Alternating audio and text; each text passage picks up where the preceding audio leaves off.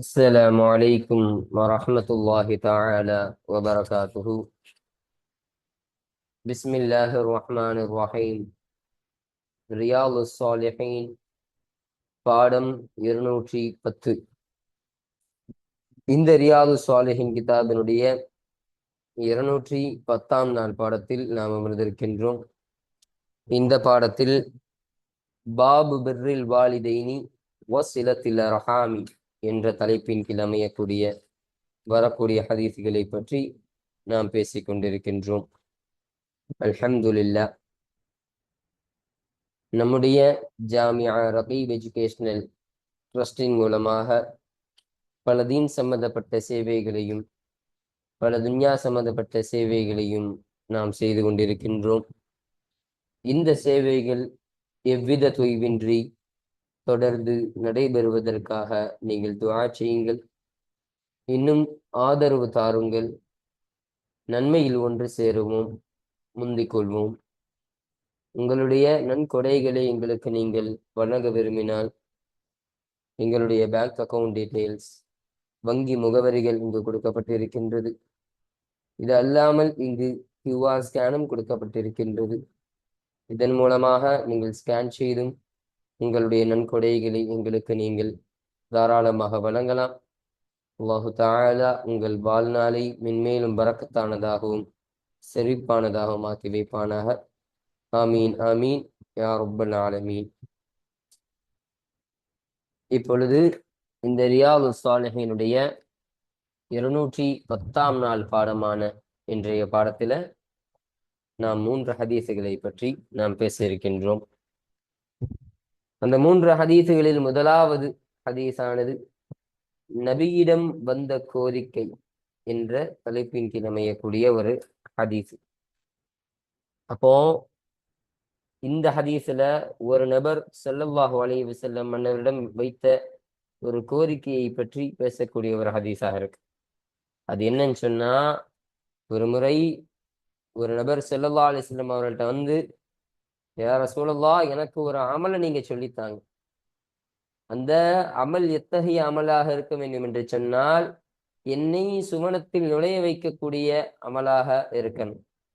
என்னை நரகத்தை விட்டும் என்னை தூரமாக்கி விடக்கூடிய ஒரு அமலாக இருக்கக்கூடிய ஒரு அமலை எனக்கு நீங்க சொல்லித்தாங்க யா ரசூலல்லாஹ் என்று கேட்ட பொழுது ஸல்லல்லாஹு அலைஹி வஸல்லம் சொன்னார்கள், நீ அல்லாஹுவை வணங்குவீராக. ஓ, நீ அல்லாஹுவை வணங்குவது முதலாவது அமல். இரண்டாவதாக சொல்லி தந்தாங்க, எதையும் அவனுக்கு இணை வைக்காதே, எந்த ஒன்றை கொண்டும் அல்லாஹ்வை இணை வைக்க கூடாது என்பதை ஸல்லல்லாஹு அலைஹி வஸல்லம் அவர்கள் இரண்டாவதாக சொல்லி தந்தார்கள். மூன்றாவதாக, தொழுகையை பேணிக்கையான முறையில் பேணி தொழுங்கள் என்று மூணாவது விஷயமாக சொல்லி தந்தாங்க. நான்காவதாக, ஜகாத்து கொடுப்பீராக. ஜகாத்தை முறையாக கொடுக்கக்கூடிய நபர்களுக்கு முறையான நேரத்தில் நீ கொடுத்துக்கொள் என்று சொன்னார்கள். இறுதியாக, உறவினரை, உங்களுடைய சொந்த உறவினரை இணைத்து வாழுங்கள் என்று ஸல்லல்லாஹு அலைஹி வஸல்லம் சொல்லி தந்தாங்க. அப்போ இந்த 5 விஷயமும் சுவனத்தில் உங்களை நுழையச் செய்யும், அந்த நரகத்தை விட்டு உங்களை பாதுகாத்து தூரமாக்கும் என்ற ஒரு விஷயத்தை ஸல்லல்லாஹு அலைஹி வஸல்லம் அவர்கள் சொல்லும் விதமாக இந்த ஒரு 5 விஷயத்தை சொல்லி தந்தாங்க. இப்போ இந்த செய்தியை தான் இந்த ஹதீஸ்ல நம்ம பேச போறோம். இப்போ அடுத்தபடியாக இரண்டாவது ஹதீஸாக, உறவுக்கு 2 கூலி என்ற தலைப்பின் கீழ் அமையக்கூடிய ஒரு ஹதீஸ். இந்த ஹதீஸ்ல ஸல்லல்லாஹு அலைஹி வஸல்லம் அவர்கள் சொல்லக்கூடிய விஷயம் என்னன்னா, உங்களில் ஒருவர் நோன்பு வைத்து அந்த நோன்பை திறந்தால் ஒரு பேருத்தம் பழத்தை கொண்டு நோன்பு திறக்கட்டும். அதுவே பரக்கத்தாக இருக்கக்கூடியதாக இருக்கும். அதுவே அல்லாஹ்விடமிருந்து ஒரு அபிவிருத்தியை உண்டாக்கக்கூடியதாக இருக்கும் என்று சொன்னார்கள். அப்படி ஒருத்தவருக்கு பேரித்தம்பழம் கூட இல்லை என்றால் தண்ணீர் மூலமாக அவர் நோன்பு திறந்து கொள்ளட்டும். அதுவே சுகாதாரமாகும், அதுவே தஹூர் சுத்தமானதாகும் என்று ஸல்லல்லாஹு அலைஹி வஸல்லம் சொல்வார்கள். சொல்லிவிட்டு சொன்னார்கள், ஏழைக்கு தர்மம் செய்வது என்பது ஒரு தர்மம் மட்டும்தான். அப்ப ஏழைகளுக்கு தர்மம் செஞ்சா அது ஒரு நன்மையை, ஒரு கூலியை பெற்று தரக்கூடிய ஒரு வாய்ப்பு தான் இருக்கு. அதுவே நெருங்கிய உறவினர்களுக்கும் உறவினருக்கு தர்மம் செய்வது என்பது 2 கூலியை தரக்கூடியதாக இருக்கும். ஒன்று, நீ தர்மம் செய்ததற்கான கூலி உன்னை அடையும், அது முதலாவது கூலி.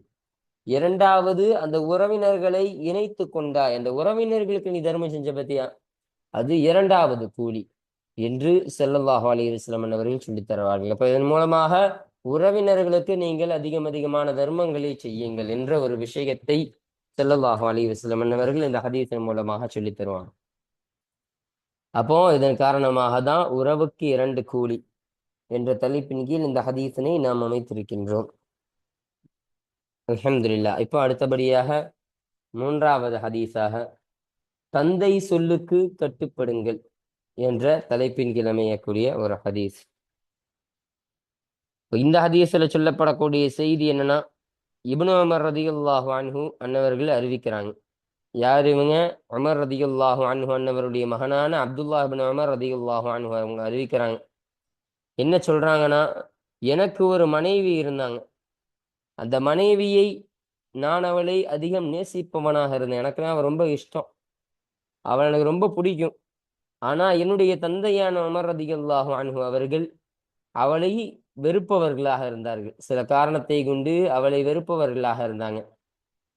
அப்போ அதன் காரணமாக என்னுடைய தந்தையான உமர் ரதியல்லாஹு அன்ஹு சொன்னாங்க, எனக்கு இவளை பிடிக்கல, அதனால் நீ இவளை தலாக்கிட்டு விடு, இவளை விவாகரத்து செய்து விடு, டிவோர்ஸ் விட்டுரு அப்படின்னு உமர் ரதியல்லாஹு அன்ஹு அன்னவர்கள் எனக்கு சொன்னாங்க.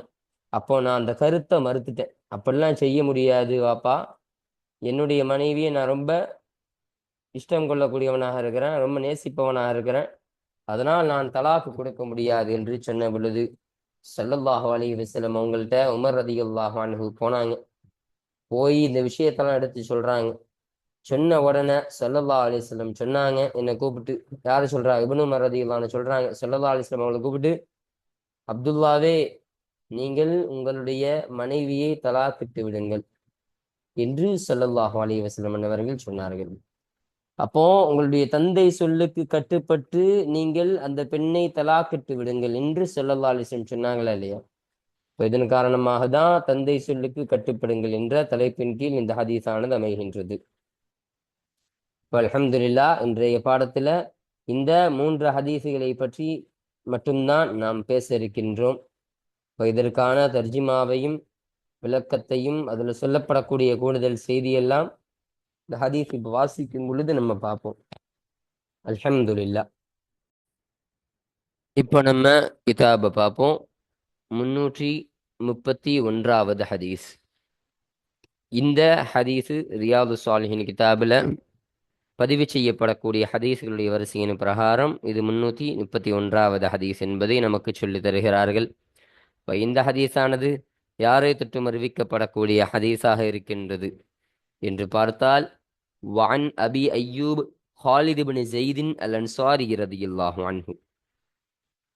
அப்போ ஸைத் ரலியல்லாஹு அன்ஹு என்பவருடைய மகனான அபு ஹாலித் என்று சொல்லப்படக்கூடிய, அபு அய்யூப் என்று சொல்லப்படக்கூடிய ஹாலித் ரலியல்லாஹு அன்ஹு அன்னவர்களை தொற்றும் அறிவிக்கப்படக்கூடிய ஹதீஸாக இந்த ஹதீஸானது இருக்கின்றது என்பதை நமக்கு சொல்லித் தருகிறார்கள். அல் அன்சாரி, இவர்கள் அன்சாரி சஹாபியாக, அன்சாரி சஹாபாக்கள்ல சேர்ந்தவர்களாக இருக்கிறார்கள் என்ற ஒரு விஷயத்தை நமக்கு இதன் மூலமாக பதிவு செஞ்சு தராங்க. பாருங்க, ரதியல்லாஹு அன்ஹு அவர்களை தொற்றும் அல்லாஹு தஆலா பொருந்திக் கொள்வானாக. அவர்கள் சொன்னார்கள், அன்ன ரஜுலன், நிச்சயமாக ஒரு மனிதராகிறவர், பால அவர் கேட்டார், யா ரசூலல்லாஹ், அல்லாஹுடைய தூதரே, அஹ்பிர்னி, எனக்கு நீங்கள் அறிவித்து தாருங்கள், பிஅமலின், ஒரு அமலை நீங்கள் அறிவித்து தாருங்கள். எப்படிப்பட்ட அமல்? யுதுகிலுனி அல் ஜன்னத, அந்த அமலானது சுமனத்திலே என்னை நுழைய செய்யுமே, வயுபாஇதுனி மினன் நாரி, அந்த நரகத்தை விட்டும் என்னை அந்த அமலானது தூரமாக்குமே, அத்தகைய ஒரு அமலை எனக்கு நீங்கள் அறிவித்து தாருங்கள் என்று ஒரு மனிதர் கேட்டார். ஒரு மனுஷன் ஸல்லல்லாஹு அலைஹி வஸல்லம் அவங்கள்ட்ட, யா ரசூலல்லாஹ், எனக்கு ஒரு அமலை நீங்க சொல்லித்தாங்க ஆனா அந்த அமல் எத்தகையதாக இருக்க வேண்டும் என்று சொன்னா,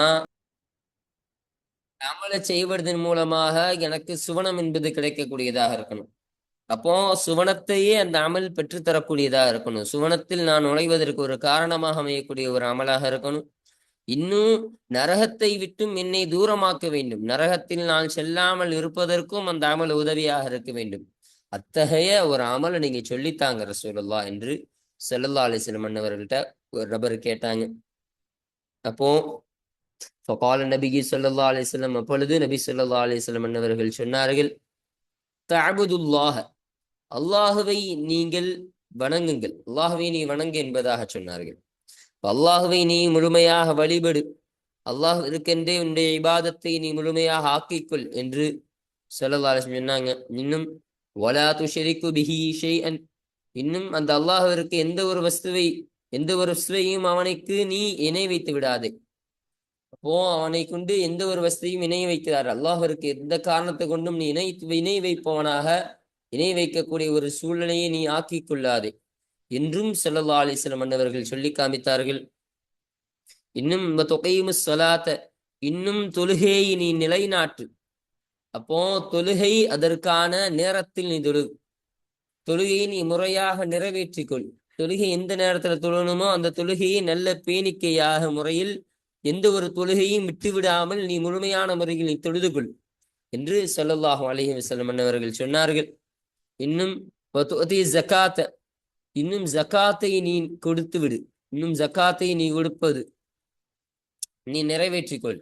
ஜகாத்த உரியவர்களிடத்துல உரிய நேரத்துல ஜகாத்தை நீ முழுமையாக நிறைவேற்றிக்கொள் என்று ஸல்லல்லாஹு அலைஹி வஸல்லம் அன்னவர்கள் 4வது விஷயமாக சொன்னாங்க.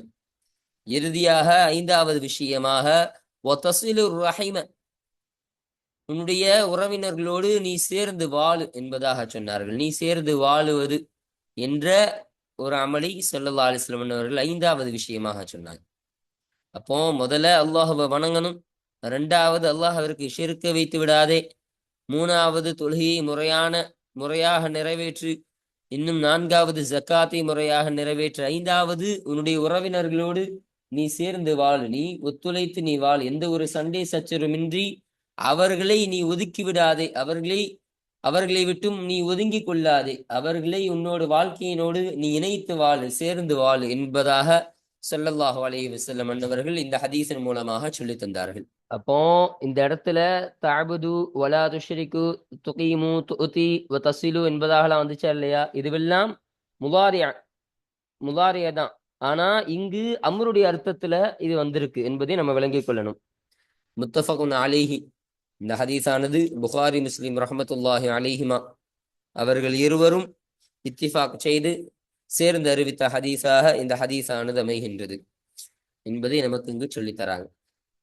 இந்த ஹதீஸு இந்த பாடத்திற்கு கீழே பதிவு செய்யப்படுவதற்கான காரணம் என்னன்னு சொன்னா, ஸல்லல்லாஹு அலைஹி வஸல்லம் அன்னவர்கள் ஒவ்வொரு விஷயமாக கற்று தந்து கொண்டே வந்திருக்கும் பொழுது இறுதியாக வதஸிலுர் ரஹிம, நீ உன்னுடைய உறவோடு சேர்ந்து வாழுதல் என்ற ஒரு விஷயமும் உன்னை அந்த அமலானது சுவனத்தில் நுழைய செய்வதாக இருக்கின்றது. நரகத்தை உன்னை விட்டு தூரமாக்கக்கூடிய ஒரு அமலாக இந்த ஒரு அமலும் இருக்கு என்பதை ஸல்லல்லாஹு அலைஹி வஸல்லம் அன்னவர்கள் கற்றுத்தந்தார்கள் இல்லையா? அப்ப இந்த உறவு என்று சம்பந்தப்பட்ட ஒரு செய்தியை இந்த ஹதீஸ்ல ஸல்லல்லாஹு அலைஹி வஸல்லம் அவர்கள் சொல்லுவதன் காரணமாக தான் இந்த ஹதீஸானது இந்த பாபின் கீழே, இந்த பாடத்தின் கீழே பதிவு செய்யப்படுவதற்கான காரணமாக இது அமைகின்றது. அல்ஹம்துலில்லாஹ். இப்போ இதுதான் 331வது ஹதீஸாக இது அமையுது. இப்போ அடுத்தபடியாக 332வது ஹதீஸை நம்ம பார்ப்போம். இந்த ஹதீஸ் யாரை தொட்டும் அறிவிக்கப்படக்கூடிய ஹதீஸாக இருக்கின்றது என்றால், வஅன் சல்மான் இப்னு ஆமிர் ரலியல்லாஹு அன்ஹு, ஆமிர் என்பவருடைய மகனான சல்மான் ரலியல்லாஹு அன்ஹு அன்னவர்களை தொட்டும் அறிவிக்கப்படக்கூடிய ஹதீஸாக இது இருக்கு. பாருங்க, ரலியல்லாஹு அன்ஹு அவர்களை தொட்டும் அல்லாஹு தஆலா பொருந்திக் கொள்வானாக. அனின் நபி ஸல்லல்லாஹு அலைஹி வஸல்லம், நபி ஸல்லல்லாஹு அலைஹி வஸல்லம் அன்னவர்களை தொட்டும் அந்த சல்மான் ரலியல்லாஹு அன்ஹு அறிவிக்கிறாங்க. قال, நபி ஸல்லல்லாஹு அலைஹி வஸல்லம் அன்னவர்கள் சொன்னார்கள், இதா அஃப்தர அஹதுக்கும், உங்களில் ஒருவர் நோன்பு திறந்தால் என்று சொன்னால், ஃபல்யுஃப்திர் அலா தம்ரின், ஒரு பேரித்தம்பழத்தின் மீது அவர் நோன்பு திறந்து கொள்ளட்டும். அதாவது ஒரு பேரித்தம்பழத்தால் அவர் நோன்பு திறக்கட்டும். உங்களை நோன்பு பிடித்து ஒருத்தர் நோன்பு திறக்கிறாங்கன்னு சொன்னா முதலாவதாக பேரித்தம்பழத்தை நீங்கள் முற்படுத்திக் கொள்ளுங்கள் என்று ஸல்லல்லாஹு அலைஹி வஸல்லம் சொன்னாங்க. இப்போ பேரித்தம்பழம் ஒரு பேரித்தம்பழத்தை கொண்டு நோன்பு துறக்குதல் அதுல பரக்கத்திற்கு என்பதையும் ஸல்லல்லாஹு அலைஹி வஸல்லம் அவர்கள் சொல்லி காமித்தார்கள். பாருங்க, ஃபஇன்னஹு ஏனென்றால் நிச்சயமாக அதுவாகிறது பரக்கத்தானதாக அபிவிருத்தியை தரக்கூடியதாக இருக்கின்றது என்று ஸல்லல்லாஹு அலைஹி வஸல்லம் அவர்கள் சொன்னார்கள். அடுத்து பாருங்க, இல்லம் எஜிது தம்ரன், அப்பொழுது ஒருவர் ஒரு பேரித்தம்பழத்தையும் கூட அவர் பெற்றிருக்கவில்லை என்றால் அப்பொழுது அவர் தண்ணீரை கொண்டு அவர் நோன்பு திறக்கட்டும். அப்போ ஒருத்தவருக்கு ஒரு பேரிச்சம்பழமும் இல்லை, நோன்பு திறக்க பேரித்தம்பழம் எதுவும் இல்லைன்னு சொன்னா அப்போ தண்ணீரை வைத்தாவது அவர் நோன்பு திறந்து கொள்ளட்டும். எனவே ஏனென்றால் அந்த செயலாகிறது தொஹூரும், அது சுகாதாரமாக இருக்கின்றது, அது சுத்தமானதாக இருக்கின்றது என்பதை ஸல்லல்லாஹு அலைஹி வஸல்லம் அவர்கள் சொன்னார்கள். சொல்லிட்டு சொல்றாங்க பாருங்க, வகால இன்னும் ஸல்லல்லாஹு அலைஹி வஸல்லம் அவர்கள் சொன்னார்கள், அஸ்ஸதகத்து தர்மமாகிறது, அலல் மிஸ்கீனின் மீது செய்யக்கூடிய தர்மமாகிறது, சதகாவாகிறது, சதகத்துன் அது ஒரு தர்மமாக இருக்கின்றது, அதாவது ஒரு நன்மையை பெற்று தரக்கூடிய தர்மமாக அது அமைகின்றது. அப்போ என்ன சொல்ல வராங்கன்னா, ஒரு முஸ்கீனுக்கு ஒரு ஏழைக்கு கொடுக்கக்கூடிய ஒரு தர்மமாகிறது, அது ஒரு நன்மையை பெற்று தரக்கூடிய தர்மமாக அது அமையும். அப்போ ஒரு தர்மமாக கணக்கிடப்படுனா அவன் கொடுத்த ஒரு தர்மத்திற்கு ஒரு நன்மை என்பது கிடைக்கக்கூடியதாக, ஒரு கூலி என்பது கிடைக்கக்கூடியதாக இருக்கும். ஆனா வாலா அது ரஹிமி, ஆனால் சொந்தக்காரர்கள் உறவினர்கள் மீது கொடுக்கக்கூடிய தர்மமாகிறது சிந்தானி, அது 2 கூலிகளை பெற்று தரக்கூடியதாக இருக்கும். அந்த 2 கூலி என்ன? ஒன்னு சதக்கத்துன் தர்மத்திற்கான ஒரு கூலி, இன்னொன்னு வசிலத்துன் அந்த உறவை இணைத்து வாழுதல். அப்போ உறவுக்கு கொடுக்கிறான்னு சொன்னா அந்த உறவோடு இணைந்து வாழ்கிறான் என்பதா அதன் அர்த்தம். அப்ப அந்த உறவை இணைத்து வாழுதல் என்ற இந்த 2வது கூலியும் கிடைக்கக்கூடியதாக இருக்கும். இந்த 2 கூலியுமே பெற்றுக்கொள்ளக்கூடிய ஒரு நிலை தன்னுடைய சொந்தக்காரர்கள் கொடுக்கக்கூடிய தர்மத்திற்கு அமைகின்றது என்று ஸல்லல்லாஹு அலைஹி வஸல்லம் அவர்கள் சொல்லி தந்தார்கள். பாருங்க, ரவாஹு திர்மிதியு, இந்த ஹதீஸினை திர்மிதி ரலியல்லாஹு அன்ஹு ரஹ்மத்துல்லாஹி அலைஹி அவர்கள் அறிவித்தார்கள். வகால இன்னும் அவர்கள் சொன்னார்கள், ஹதீஸுன் ஹஸனுன் ஹஸனான ஹதீஸ் என்பதாக இந்த ஹதீஸை திர்மிதி ரஹ்மத்துல்லாஹி அலைஹி அவர்கள் சொல்லி தந்தார்கள். இப்போ இதுதான் 332வது ஹதீஸ். இப்போ இந்த ஹதீஸானது இந்த பாடத்திற்கு கீழே பதிவு செய்யப்படுவதற்கான காரணம் என்னன்னு சொன்னா, இந்த ஹதீஸானது ஸல்லல்லாஹு அலைஹி வஸல்லம் அவர்கள் சொல்லும் பொழுது உறவினர்களுக்கு நீங்க கொடுக்கக்கூடிய சதக்கா அது 2 கூலியை பெற்று தரக்கூடிய ஒரு சதக்காவாக அமைகிறது. இப்ப சாதாரண ஒரு ஏழைக்கு கொடுத்தா ஒரு சதக்காவுடைய நன்மை தான், அதுவே உறவினர்கள் கொடுப்பதன் மூலமாக 2 நன்மைகளை பெறுவதற்கான வாய்ப்பு உங்களுக்கு இருக்கு. 2 கூலிகள் கிடைக்க வேண்டிய ஒரு வாய்ப்பு உங்களுக்கு இருக்குதா இல்லையா? அப்போ உறவினர்களை இங்கு ஸல்லல்லாஹு அலைஹி வஸல்லம் அவர்கள் முற்படுத்துறாங்க. இந்த ஒரு செய்தியின் காரணமாக தான் இந்த ஹதீஸானது இந்த பாடத்திற்கு கீழே பதிவு செய்யப்படுவதற்கான காரணமாக இது அமைகின்றது. அல்ஹம்துலில்லாஹ். அடுத்தபடியாக இந்த 333வது ஹதீஸை நம்ம பார்ப்போம். அப்போ இந்த ஹதீஸானது யாரை தொட்டும் அறிவிக்கப்படக்கூடிய ஹதீஸ் என்று பார்க்கும் பொழுது, வஅன் இப்னு உமர ரலியல்லாஹு அன்ஹுமா, அப்போ அமீருல் முஃமினீனான உமர் ரலியல்லாஹு அன்ஹு அன்னவர்களுடைய மகனார் அப்துல்லாஹ் இப்னு உமர் ரலியல்லாஹு அன்ஹுமா அன்னவர்களை தொட்டும் அறிவிக்கப்படக்கூடிய ஹதீஸாக இது இருக்கின்றது என்று நமக்கு சொல்றாங்க. ரலியல்லாஹு அன்ஹுமா அவர்கள் இருவரை தொட்டும் அல்லாஹு தஆலா புரிந்து கொள்வானாக. அப்போ இந்த ஹுமாவுடைய லமீர் 2 லமீர்கள், ஒன்று உமர் ரலியல்லாஹு அன்ஹு அன்னவர்களை பார்த்து மீளக்கூடியதாக இருக்கு, இன்னொன்று அவர்களுடைய மகனார் அப்துல்லா ரலியல்லாஹு அன்ஹு அன்னவர்களை பார்த்து மீளக்கூடியதாக இது இருக்கின்றது. இந்த செய்தியை தான் நமக்கு இங்கு சொல்லித் தருகிறார்கள். கால அந்த அப்துல்லாஹ் இப்னு உமர் ரலியல்லாஹு அன்ஹு சொன்னார்கள், கானத்து தஹதி இம்ரஅத்துன், எனக்கு கீழால் ஒரு பெண் ஆகியிருந்தால். அப்ப எனக்கு கீழால் ஒரு பெண் ஆகியிருந்தால்னா எனக்கு ஒரு மனைவி ஆகியிருந்தாலும் சொல்றாங்க. அப்போ மனைவி என்பவள் தனக்கு கீழால் இருக்கக்கூடிய ஒரு பெண் தானே, தன்னுடைய அதிகாரத்தில் தன்னுடைய பொறுப்பில் இருக்கக்கூடிய ஒரு பெண். அதை தான் நீங்க சொல்றாங்க, எனக்கு கீழால் ஒரு மனைவி ஆகியிருந்தால். வகுந்து இன்னும் நான் ஆகியிருந்தேன் உஹிப்புஹா, அவளை பிரியம் கொள்ளக்கூடியவனாக நான் ஆகியிருந்தேன். ஓ, அந்த மனைவினா எனக்கு ரொம்ப பிடிக்கும், அந்த மனைவியை நான் ரொம்ப நேசிக்கக்கூடிய ஒரு ஆணாக, அவளை அதிகம் விரும்பக்கூடிய ஒரு ஆணாக நான் ஆகியிருந்தேன். அப்போ வகான அமரு, இன்னும் என்னுடைய தந்தையான அமர் ரதியல்லாஹு அன்ஹு அன்னவர்களாக இருந்தார்கள், யக்ரஹுஹா, அவளை வெறுக்கக்கூடியவர்களாக உமர் ரதியல்லாஹு அன்ஹு அன்னவர்களாக இருந்தார்கள். அப்ப என் மனைவி எனக்கு ரொம்ப பிரியம் உள்ள ஒரு ஆணா நான் இருந்தேன். ஆனா என்னுடைய வாப்பாவான உமர் ரதியல்லாஹு அன்ஹு அன்னவர்கள் என்னுடைய மனைவியை வெறுக்கக்கூடியவர்களாக ஆகியிருந்தாங்க. அப்போ ஃபகாலலி, அப்பொழுது எனக்கு உமர் ரதியல்லாஹு அன்ஹு, என்னுடைய தந்தை உமர் ரதியல்லாஹு அன்ஹு சொன்னார்கள், தல்லிக்ஹா, அவளை நீ தலாக்கிடு, அவளை நீ விவாகரத்து செய்துவிடு என்று என்னுடைய தந்தை என்னிடத்தில் சொன்னார்கள்.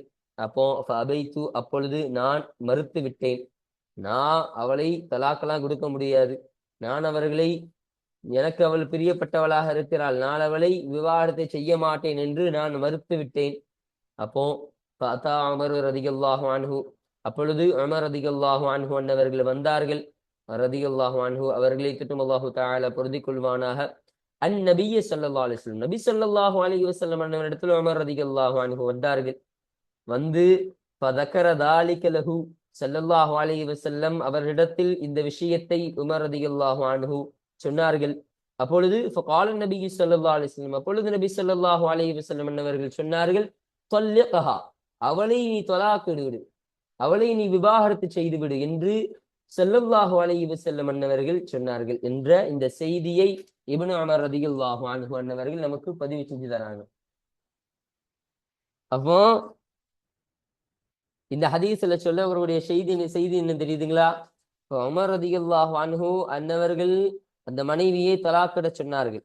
அப்ப அந்த செய்தியை தான் ஸல்லல்லாஹு அலைஹி வஸல்லம் அன்னவர்கள் ஆதரித்தும், தலாக்கிட்டுக் கொள்ளுங்கள், நீங்கள் தலாக்கிட்டு விடு, உங்களுடைய தந்தை சொல்லக்கூடிய அந்த கருத்தை நீங்கள் ஏற்றுக்கொள்ளுங்கள், உங்கள் தந்தை சொல்லக்கூடிய அந்த விஷயத்தை நீங்கள் ஏற்றுக்கொண்டு அந்த பெண்ணை நீங்கள் தலாக்கிடுங்கள் என்று ஸல்லல்லாஹு அலைஹி வஸல்லம் அன்னவர்கள் சொன்னார்கள் என்ற செய்தியை இங்க நமக்கு பதிவு செஞ்சு தராங்க.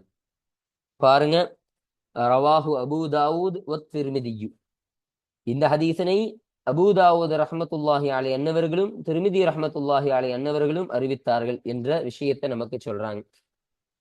வகால, இன்னும் அந்த திர்மிதி ரஹ்மத்துல்லாஹி அலைஹி அன்னவர்கள் சொன்னார்கள், ஹதீஸுன் ஹஸனுன் ஸஹீஹுன், ஸஹீஹான ஹஸனான ஹதீஸ் என்பதாக இந்த ஹதீஸினை திர்மிதி ரஹ்மத்துல்லாஹி அலைஹி அன்னவர்கள் சொன்னார்கள் என்ற விஷயத்தை இங்க நமக்கு பதிவு செஞ்சு தராங்க. ஓ அல்ஹம்துலில்லாஹ். அப்ப இதுதான் 333வது ஹதீஸ்.